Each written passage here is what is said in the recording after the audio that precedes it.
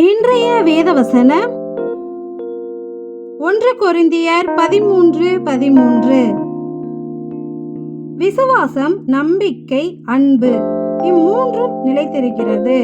இவைகளில் அன்பே பெரியது. ஆமென். அன்பு என்றால் சிலுவை தியாகம். எப்படியெனில், நாம் பாவிகளாய் இருக்கையில் கிறிஸ்து நமக்காக மரித்ததினாலே தேவன் நம்மேல் வைத்த தமது அன்பை விளங்க பண்ணுகிறார் என்ற வார்த்தையின்படி நம் கிறிஸ்துவின் சிலுவை மரணம் அவர் நம்மீது கொண்ட அன்பை வெளிப்படுத்துகிறது. அன்றியும் ஒருவன் தன் சிநேகிதருக்காக தன் ஜீவனை கொடுக்கிற அன்பிலும் அதிகமான அன்பு ஒருவரிடத்திலும் இல்லை என்றவாறு அவர் நமக்காக சிலுவையில் தம் ஜீவனை தந்த அன்பிற்கு மேலான அன்பு ஒன்றும் இல்லை. எனவே அன்பு என்றால் சிலுவை தியாகம்.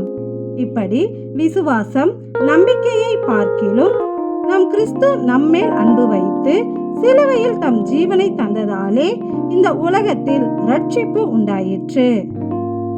எனவே நம்முடைய விசுவாசம், நம்பிக்கை இரண்டுமே நிலைத்திருந்தாலும் இந்த உலகத்தையே ரட்சித்த நம் கிறிஸ்துவின் அன்பே பெரியது.